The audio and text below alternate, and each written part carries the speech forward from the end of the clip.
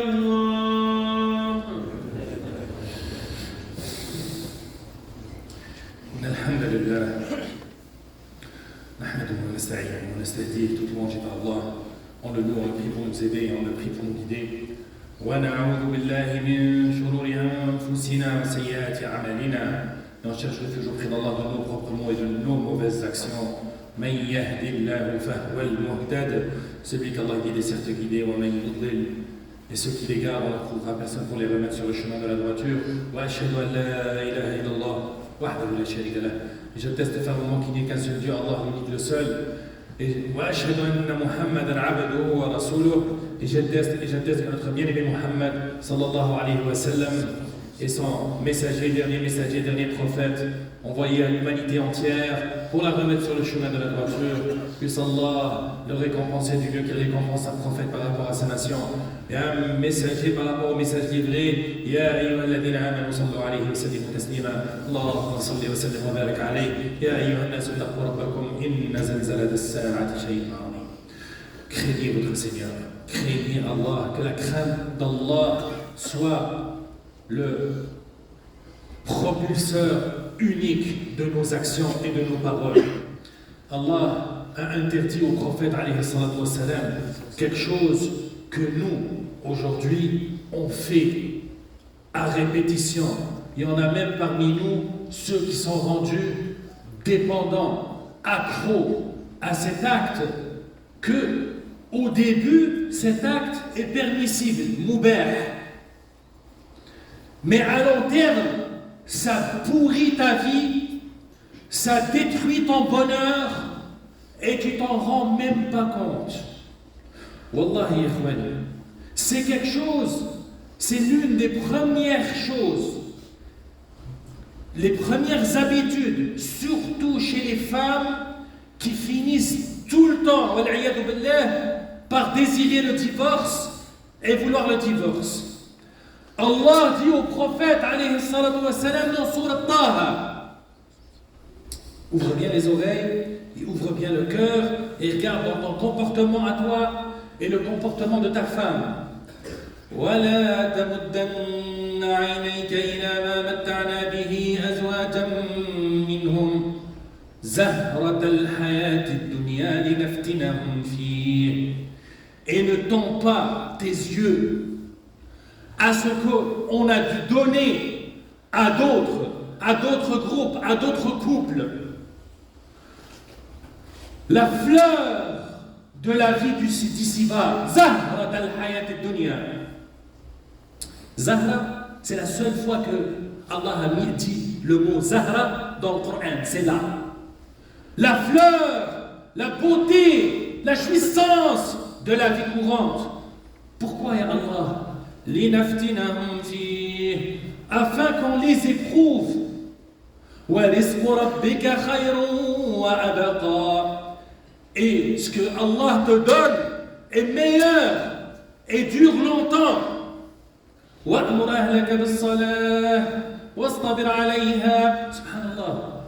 Allah lui dit, ne tends pas les yeux au bienfait d'Allah sur les autres. Et en même temps, ordonne à tes enfants de faire la prière et sois patient. C'est-à-dire, à répétition, rappelle-leur l'importance de la salat. Allah nous dit un message qui ressemble un peu. Fi surat al-Kahf. واصبر نفسك مع الذين يدعون ربهم بالغداة والعشي يريدون وجهه. Et sois endurant parmi ceux qui vénèrent leur Seigneur matin et après-midi, matin et soir, qui veulent sa face, qui veulent son agrément. وَلَا تَعْدُ عَيْنَاكَ عَنْهُمْ وَلَا تَعْدُ عَيْنَاكَ عَنْهُمْ. Et que tes yeux ne les dépassent pas. Les dépassants voulant dire quoi? C'est-à-dire le prophète alayhi salam était parmi des gens pauvres, parmi des gens qui n'étaient pas show-off, je ne trouve pas le mot en français, qui n'étaient pas qui aiment la parade, qui aiment montrer. C'était des pauvres, Bilal, ou Ammar, ou Suhayb. Allah lui a interdit que ses yeux les dépassent pour voir le faux brillant de la vie courante. Parmi ceux qui n'ont jamais cru au prophète, c'était les plus riches. C'était ceux qui avaient de l'argent, qui avaient les beaux habits, qui avaient les beaux parfums, qui avaient les belles maisons, qui avaient les belles montures. Aujourd'hui, que font beaucoup de nos femmes et nos hommes aussi, toute la journée sur Instagram, sur TikTok. Oh, elle est partie à Dubaï. Oh, son mari lui a acheté une belle Mercedes. Oh, t'as-tu vu la nouvelle robe de XYZ? T'as-tu vu ses chaussures et son sac à main? Ça, c'est les femmes. Les hommes. Oh, t'as-tu vu son super char? T'as-tu vu, il est parti au Himalaya? Oh, whatever. T'as-tu vu ses nouvelles paires de chaussures? T'as-tu vu sa nouvelle maison sur le fleuve? Le prophète alayhi salatu wassalam nous dit dans le hadith authentique dans Sahih Muslim, regardez ceux qui sont plus bas que vous. Et ne regardez pas ceux qui sont plus riches que vous. C'est parce que c'est mieux.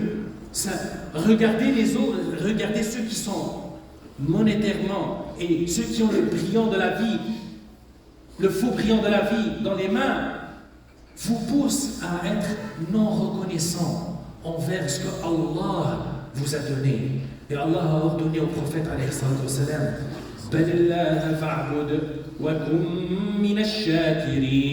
mais non, vénère ton Seigneur et sois parmi ceux qui sont reconnaissants. Comment tu vas être reconnaissant si dans ton cœur, tu es tout le temps en train de regarder ceux qui te présentent une fausse image de leur vie? Penses-tu que ceux qui sont sur les médias sociaux te montrent leur vie réelle? Wallahi, la moitié ou plus que c'est du mensonge. Ils te montrent seulement ce que ton cœur désire pour avoir des vues et d'avoir des likes et avoir des partages et avoir des jaloux. Parce qu'il y en a ceux qui veulent des jaloux, il y en a ceux qui veulent le mauvais œil par leurs actions. Astaghfirullah.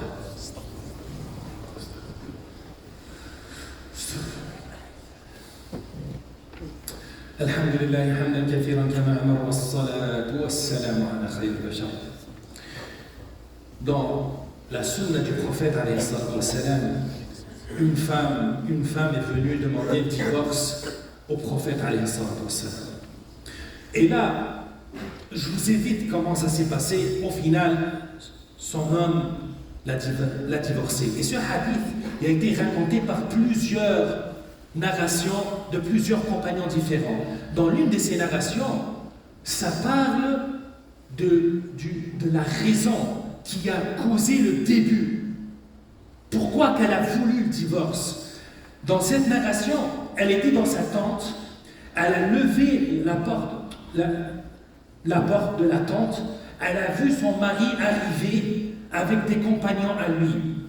Elle l'a vu, il était le plus moche, peut-être le plus petit, peut-être il était riche son mari, mais elle a vu son mari, les autres hommes sont plus beaux, sont plus forts, ils parlent mieux. Et ce sentiment, il a grandi dans son cœur, jusqu'à ce qu'elle a divorcé son mari. À cette époque-là, le prophète l'a autorisé pour nous montrer que, contrairement aux chrétiens, le divorce est une échappatoire nécessaire dans certains couples pour que la vie ne s'empoisonne pas.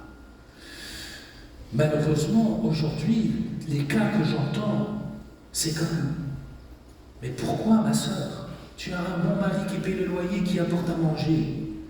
Peut-être il n'est pas le plus beau, peut-être il n'est pas le plus riche, mais par rapport aux 80% d'autres femmes qui n'ont pas de mari, tu es dans une ni'ma. Tu es dans un bienfait d'Allah d'avoir un mari et des enfants en bonne santé. Ce qui rend ton cœur malade, c'est que tu regardes tout le temps le faux brillant de la vie courante, la vie de l'ici-bas, c'est ça qui te rend malheureuse, c'est ça qui te rend méprisante envers ton mari. Astaghfirullah. Demandez pardon à Allah. Ne regardez pas. Ne regarde pas les chars de luxe. Ne regarde pas les beaux palais. Regarde plutôt ceux qui sont à Gaza. Ni nourriture, ni mari, ni enfant, ni toi. Ils sont dans le chaud et le froid. Regardez ceux-là et priez pour eux autres. Allahumma farrij karbahum ya Rabbal Alamin. Et regardez-les pour être reconnaissants. Peut-être tu as un peu en ce moment, mais tu n'as pas été créé pour accumuler les richesses. Tu n'es pas créé pour accumuler la richesse, tu es créé pour vénérer Allah et être reconnaissant et reconnaissante. Balillah fa'abud, mais non, vénère ton Seigneur.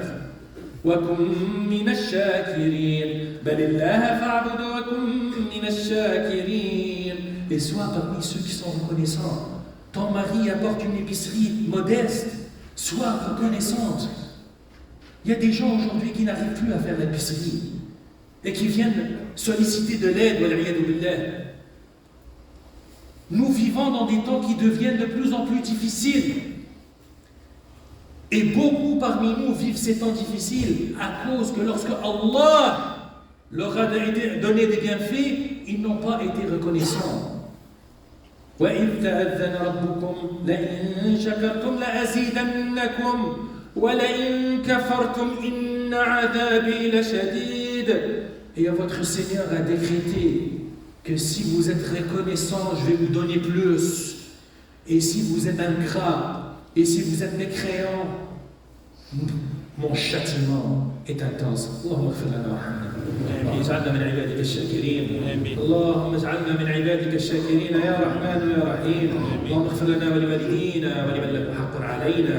اللهم حرر اقصانا بايدينا واجعلنا اهلا لذلك يا رحمن يا رحيم. Il y a des frères qui vous demandent de prier pour nos morts. اللهم اغفر لهم وارحمهم. اللهم اجعلهم من عبادك الصالحين.